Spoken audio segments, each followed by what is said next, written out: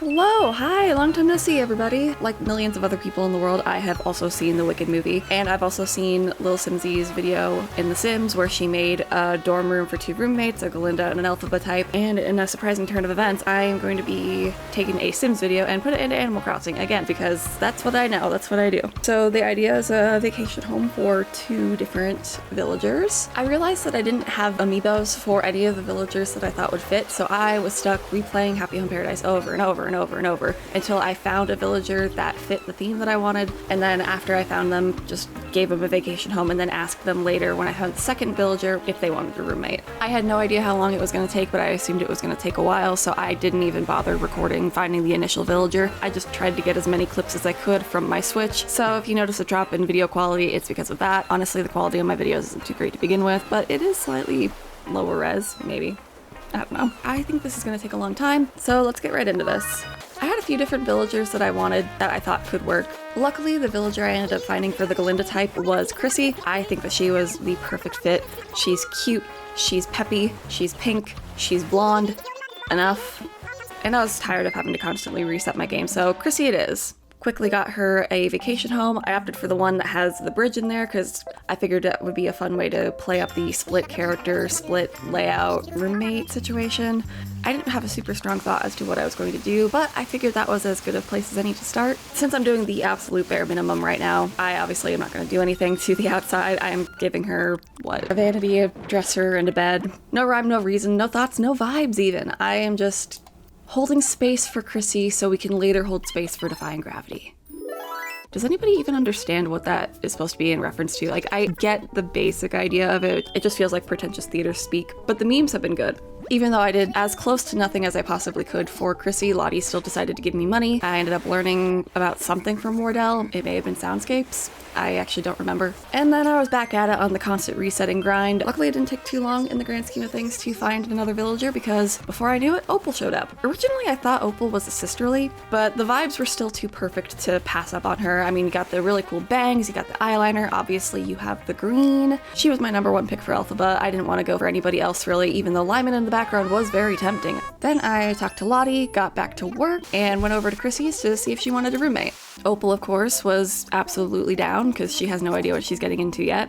After a couple more dialogue boxes and loading screens, here we are back at their place. This house looks like two townhouses almost. I figured once again leaning into the duo, this would be perfect, and having that mix of pink and green almost feels a bit like a compromise. And I figured the pink and green is obviously a good combination of the two characters. I didn't have a super strong idea for what I wanted to do with the yard, other than I wanted there to be some small elements that lean a bit more Elphaba in very far away, very tucked away places, almost like malicious compliance. Galinda is pretending to be accommodating, pretending to care. Like, see, I have some of your flowers. I have some things that are for you in these really difficult to access isolated spaces. If you don't like the room, we have another room for you out here in this tiny little tent. I don't know how well that vibe comes across, but that's kind of what I was thinking. And then everything else was just pink and cutesy flowers and everything. I had a path here left over from the Barbie build that I made. I made a Barbie-inspired build back when that movie came out that I never ended up actually uploading because it took me too long to actually edit it and get everything together. So by that point, the relevancy was gone and I just kind of didn't care. But I still had this path saved and I figured it's pink, there's bricks, that kind of fits the theme, sort of. And I didn't have anything else that really would work, so I figured it's better than nothing. Then just throwing around some more flowers. I added a piano in there because music. I mean, Galinda is very musical, obviously it's Ariana Grande in the movie. And after just kind of keeping up the pink cutesy girly vibes, we head inside. I was really struggling with figuring out the accent wall situation with the partitions because I couldn't remember if the primary wall ended up being the partition or the accent wall. I kind of wish there was a way to choose between the two because that would have made things a lot easier for me in the end because I was really struggling to make sure that there was as little pink as possible visible in Elphaba's section, which ends up being very difficult, unfortunately. I end up using just a lot of columns to cover everything up, and I keep going back and forth between the two. I wanted to work on Elphaba's section, but then I got kind of frustrated thinking about what do I do next, so then I would give up, and then I would move to Galinda's section, and I swore I had the elegant bed in Happy Home Paradise, but apparently I don't. I don't have a lot of beds, unfortunately, in this game, and that made things kind of difficult because there wasn't a lot of options for beds that really felt like Galinda to me. I have the patchwork bed there for a while, and I tried dolling it up with the wood partitions or other things like that, and it still doesn't quite have the right elegance that I wanted. I thought the counter would help too by adding a more prominent foot to the bed. It also gave me an extra surface to put items on, which is great. And I also thought that I had the drapes, the ceiling drapes, because I wanted to do a faux canopy situation, but apparently I don't have those either. And everything that I had that was ceiling decoration didn't look that great. Like the glowing moss vines were not exactly what I was looking for, a little too magical, even though they are witches.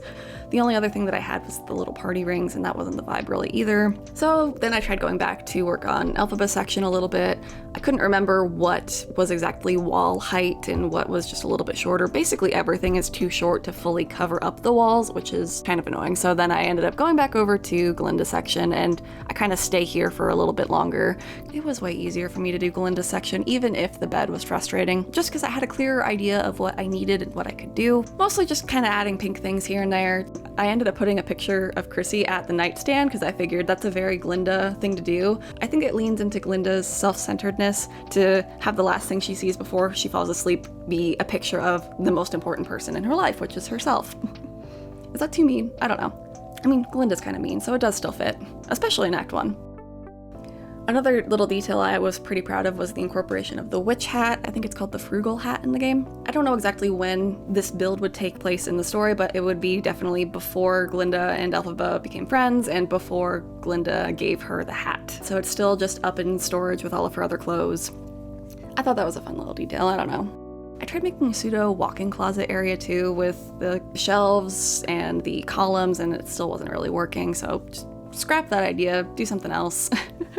I'm just looking through all of the different pink things and trying to figure out where I can put them, kinda. I did really like that fancy frame. That's really pretty. It might seem a little unintentional, but I swear it is on purpose that I have the elegant dresser slightly jutting out from the rest of the room. I was imagining Galinda having this space that she has to reserve for Elphaba, but is trying to encroach on the space little by little, so nudging her dresser a little bit further out so it kind of gets into her space a little more, and then just slowly moving and taking up more space that she thinks is hers. I did end up switching the bed to the ranch bed. I figured it looked as good as anything else, and I figured I wouldn't have to deal with as much clashing with the colors because the white and the pink fit in with everything else in the room versus the red and all the other little colors that were in the patchwork bed.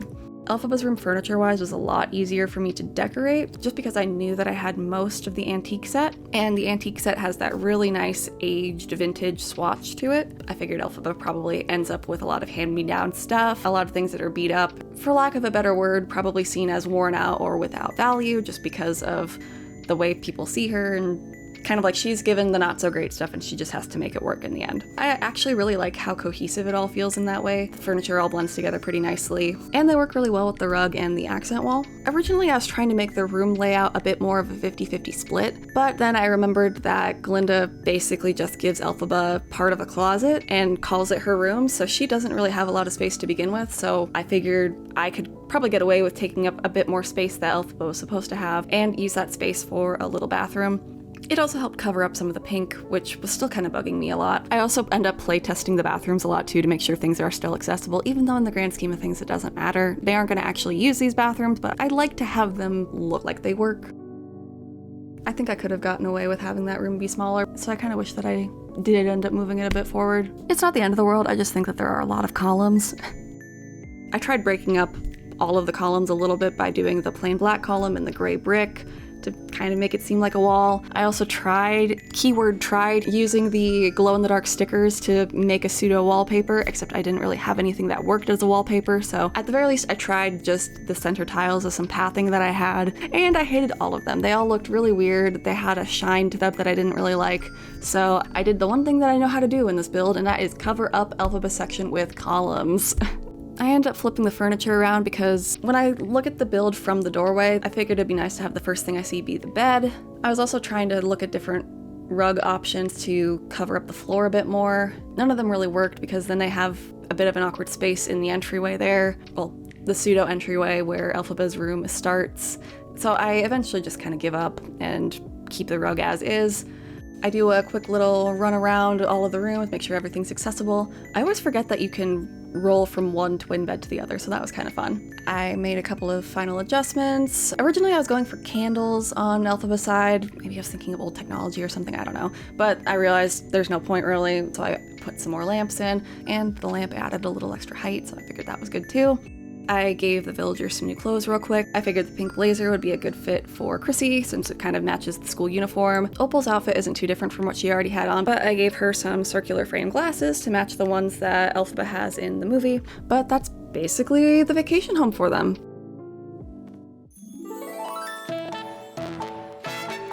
Of course I had to name their vacation home after the most iconic vine. And they were roommates. Oh my god, they were roommates.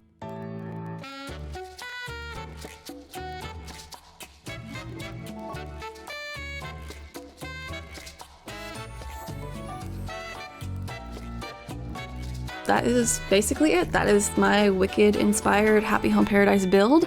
The camera angles in this little clip are absolutely atrocious. The things that Happy Home Paradise chooses for video is wild sometimes. But that's basically going to be it for this little video. I liked the movie a lot more than I thought I would, and I really liked this build. I figured this was a fun way to combine my interests in Animal Crossing and musical theater, and also kind of get me out of my comfort zone a little bit with building. Let me know what you think of the build down in the comments. Let me know what you think of Wicked, whether it be the movie or the musical, down in the comments too. Are you a fan? Were you surprised? Were you disappointed? How do you feel about having to wait another year for Act 2? That still blows my mind a little bit. Let me know down in the comments. And as always, if you have any suggestions for future videos, feel free to put them down there too. And like and subscribe if you feel like it too. No pressure though. Thank you so much for watching. I'll see you later. Bye!